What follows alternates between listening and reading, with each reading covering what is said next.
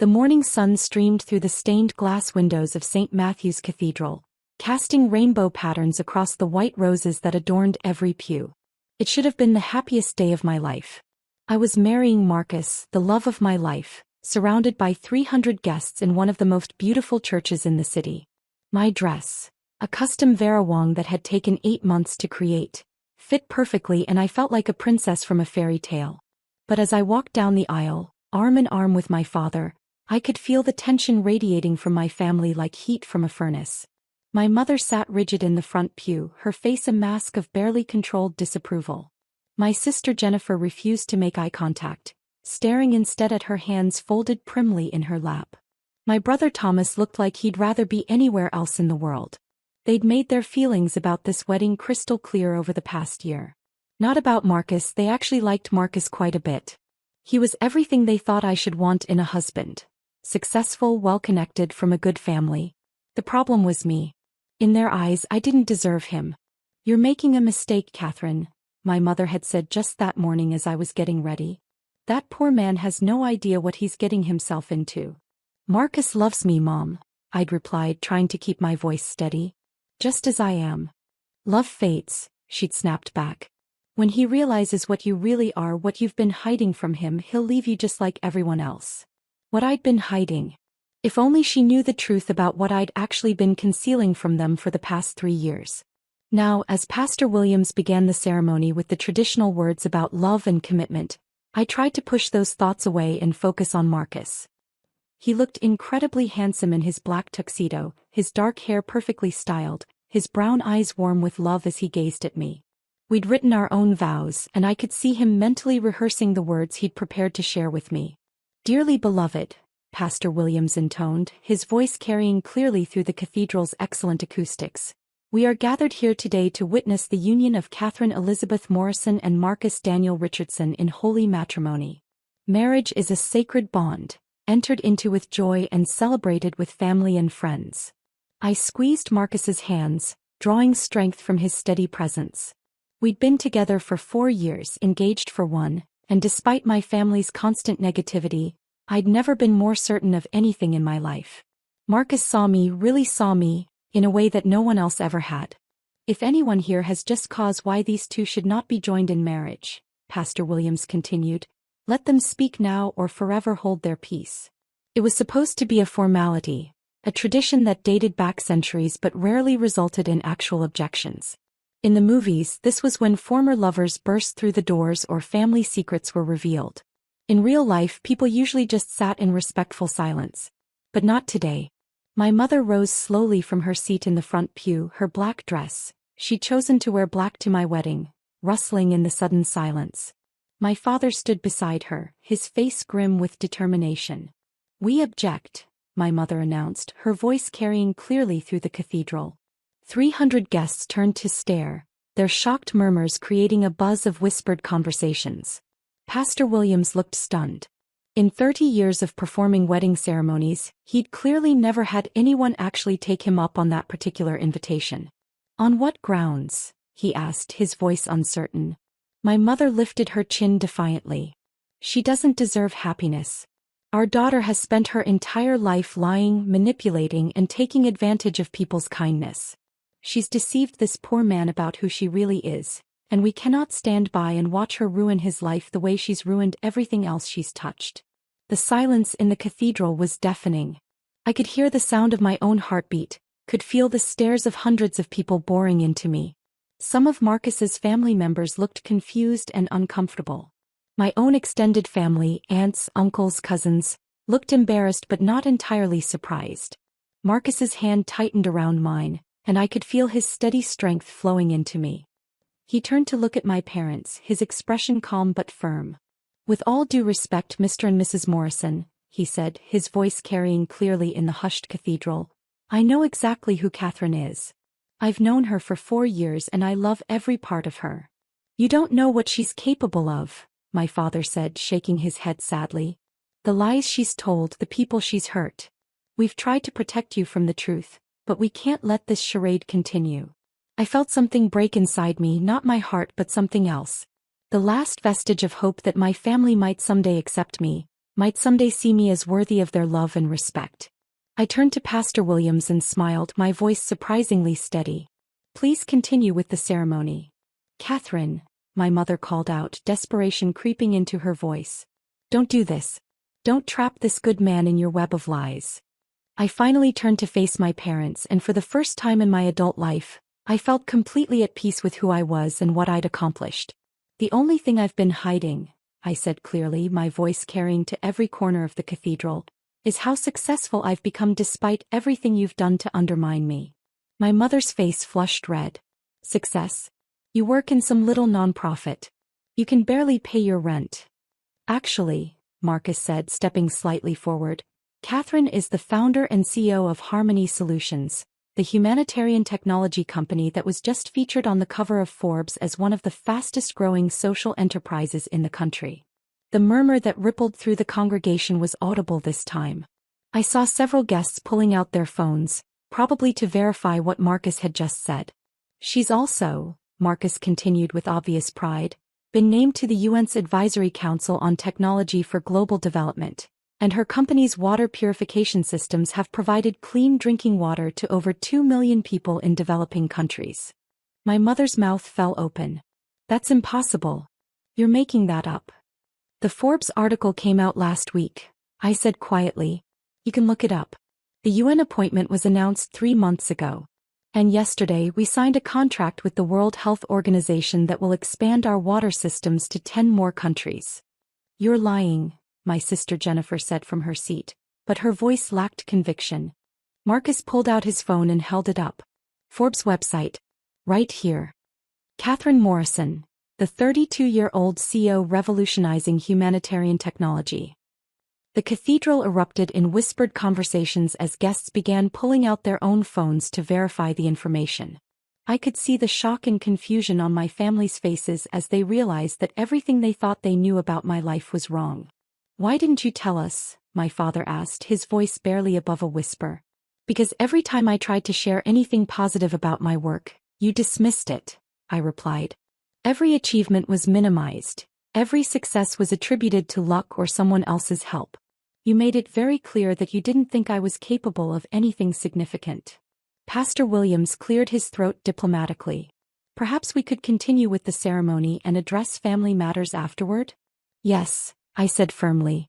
Let's continue. My parents slowly sat back down, looking shell-shocked. The rest of the ceremony proceeded beautifully, though I could feel the undercurrent of whispered conversations and shocked murmurs throughout the cathedral. When Marcus and I exchanged vows, his words brought tears to my eyes. Catherine, you are the strongest, most compassionate, most brilliant woman I've ever known. You've built something beautiful in this world, and I'm honored to be part of your life. I promise to support your dreams, celebrate your successes, and love you exactly as you are. My own vows felt especially meaningful given the events of the past few minutes. Marcus, you saw my worth when my own family couldn't. You believed in me when I didn't believe in myself. I promise to build a life with you based on honesty, respect, and unconditional love. When Pastor Williams pronounced us husband and wife, the cathedral erupted in genuine applause and cheers. Marcus kissed me with such tenderness that I forgot all about my family's dramatic objection and lost myself in the joy of the moment. The reception was held at the Grand Ballroom of the Riverside Hotel, one of the most prestigious venues in the city. Marcus and I had spared no expense. After all, between his successful law practice and my company's recent success, we could afford to celebrate in style. As guests began arriving at the cocktail hour, I noticed something interesting happening. People were clustering around their phones, clearly researching the information that had come out during the ceremony. The Forbes article was being shared and discussed, and I could see the shift in how people were looking at me. My Aunt Patricia, who had always treated me with polite but distant courtesy, approached me during the cocktail hour. Catherine, dear, she said, her voice warm in a way I'd never heard before. I had no idea about your company. I just read the Forbes article and I'm absolutely amazed. 2 million people with clean water? That's incredible. Thank you, Aunt Patricia. It's been challenging work but incredibly rewarding. The article mentions that you started the company with no outside funding. How did you manage that? I smiled, remembering those early days when I'd worked 18-hour days and lived on ramen noodles to keep the company afloat. I had a small inheritance from Grandpa Morrison, about $50,000. I used that as seed money and reinvested every penny of profit back into the company for the first 3 years. Marcus's family had been incredibly warm to me from the beginning, but now they seemed to be looking at me with new respect and admiration. His mother, Diana Richardson, pulled me aside before dinner. "Catherine, I want you to know how proud we are to welcome you into our family," she said, tears in her eyes. "What you've accomplished is extraordinary, but more than that, the way you've handled your parents' behavior today shows incredible grace and maturity." "Thank you, Diana. That means more to me than you know. I hope you don't mind me asking, but why didn't your parents know about your success? It seems like such a wonderful thing to share with family." I hesitated, not wanting to speak badly of my parents, but also wanting to be honest. They've never really believed in my capabilities. Every time I tried to share professional good news, it was dismissed or minimized. Eventually I stopped trying. Diana shook her head sadly. "Their loss is our gain. You're going to fit right in with the Richardson family." Dinner was a lavish affair. We'd hired one of the city's top catering companies, and the menu featured dishes from around the world, reflecting the international focus of my work. The centerpieces were made from flowers that had been grown by cooperative farms that Harmony Solutions had helped establish in Central America. During the toasts, Marcus stood up to address our guests. "I want to thank everyone for being here to celebrate with Catherine and me," he began. "Today's ceremony had some unexpected moments, but they only reinforced something I already knew. I'm married to the most remarkable woman in the world." He turned to look at me, his love evident in his expression. "Catherine has dedicated her life to solving problems that most people wouldn't even attempt to tackle. She's brought clean water to villages that had never had it. She's created jobs in communities that desperately needed economic opportunity. She's proven that business can be a force for good in the world." The applause was thunderous, and I felt overwhelmed by the support and love from our guests. My maid of honor, Jessica, my college roommate and closest friend, gave a toast that brought down the house. "I've watched Catherine work 16-hour days, sleep on her office floor and turn down lucrative job offers because she believed in her mission. She's the most determined person I know, and she's never let setbacks or criticism stop her from pursuing her goals." Jessica glanced pointedly toward my family's table. "Some people measure success by how much money you make or how impressive your title sounds. Catherine measures success by how many lives she can improve. That's the difference between being successful and being significant." As the evening progressed, I noticed my family sitting largely alone at their assigned table. Other guests seemed to be avoiding them, and I could see my mother looking increasingly uncomfortable and isolated. The real turning point came during the cake cutting. As Marcus and I posed for photos with our 3-tiered cake, decorated with sugar flowers that represented the different countries where Harmony Solutions operated, my phone buzzed with an urgent message. I glanced at it and couldn't help but smile. "What is it?" Marcus asked. "The BBC wants to interview me next week about the WHO contract," I said. "Apparently, our water purification system is going to be featured in a documentary about innovative solutions to global poverty." Marcus beamed with pride. "Mrs. Richardson, you continue to amaze me." "Mrs. Richardson," I repeated, loving the sound of it. "I like that." My cousin David, who worked in international development, had been standing nearby and overheard our conversation. "Catherine, I have to ask, is it true that your systems can provide clean water for an entire village for less than the cost of a single well?" "That's right," I confirmed. "Traditional well drilling can cost anywhere from $15,000 to $50,000, depending on the location and depth required. Our solar-powered purification systems can serve the same population for about $8,000, and they don't require ongoing maintenance or fuel costs." David shook his head in amazement. "That's revolutionary. No wonder the UN wanted you on their advisory council." As the dancing began, I noticed my parents finally approaching Marcus and me.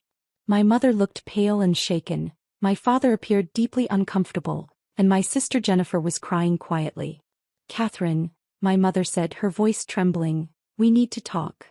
"I think you've said enough for one day," Marcus replied firmly, stepping slightly in front of me. "Please," my father said. "We owe you both an apology." I studied their faces, seeing genuine remorse there for the first time in years. "All right. We can talk." We moved to a quiet corner of the ballroom, away from the dancing and celebration. We had no idea, my mother began, tears streaming down her face. We thought you were struggling, that your company was just some small charity that barely stayed afloat. Why would you think that? I asked. I tried to tell you about our successes many times. We know, my father said heavily. We realize now that we weren't listening. We made assumptions based on prejudices we'd held since you were young. Jennifer finally spoke up, her voice thick with emotion. You were always so different from us. You cared about things we didn't understand, wanted to help people we'd never met. We thought you were naive, unrealistic. Helping people isn't naive, Marcus said quietly. It's the most realistic thing anyone can do. Catherine has built a sustainable business model around solving real problems. We know that now, my mother said. We've spent the past hour reading everything we could find about your company. The Forbes article, the UN announcement, the testimonials from villages you've helped. Catherine, what you've accomplished is extraordinary. I felt a complex mix of emotions: relief, sadness, anger, hope. It would have meant everything to me if you'd shown this kind of interest and support 3 years ago. Or even 3 months ago. We know, my father said. We failed you as parents. We let our own narrow view of success blind us to what you were actually achieving. The question is, I said carefully, what happens now? This isn't something that gets fixed with one conversation. My sister stepped forward. I want to learn about your company. I want to understand what you do, maybe even help if you'd let me. I looked at Jennifer with surprise. She'd always been the most dismissive of my career choices, the quickest to make cutting remarks about my do-gooder attitude. What kind of help? I asked. I work in marketing, she said. I know it's not the same as what you do, but maybe there are ways to get your story out to more people, to attract more donors or partners. Marcus and I exchanged glances. Harmony Solutions had grown rapidly, but we'd always struggled with marketing and public relations. Not because we lacked success stories, but because we were so focused on the work itself that we often forgot to share our achievements. We could use help with that, I admitted. The conversation continued for another 20 minutes, with my family asking genuine questions about my work and expressing what seemed like sincere interest in being part of my life going forward. By the end, my mother was crying openly. I'm so proud of you, she said. And I'm so ashamed of how we've treated you. We don't deserve your forgiveness, but we're hoping you might give us a chance to do better. I looked at Marcus, who squeezed my hand supportively. What do you think? I asked him. I think families are complicated, he said diplomatically. But I also think people can change if they really want to. I turned back to my parents and siblings. I'm willing to try. But things have to be different. I need to see real effort, real change in how you treat me and respect my choices. You will, my father promised. We'll do whatever it takes. The rest of the reception was transformed. My family spent the remainder of the evening actually talking to Marcus and me, asking thoughtful questions about our plans, our work, our future together. Other guests noticed the change and began including my parents and siblings in conversations again. When the evening finally ended and Marcus and I were alone in our honeymoon suite, I felt emotionally drained but cautiously optimistic. How are you feeling about everything? Marcus asked as we sat on the couch, finally able to relax. Confused, I admitted. For years I've dreamed of my family recognizing my achievements and being proud of me. Now that it's happened, I don't know how to feel about it. It's okay to be conflicted, Marcus said, pulling me close. They hurt you for a long time. It's going to take time to rebuild that trust. Do you think they really mean it? The apologies, the promises to do better. Marcus considered the question carefully.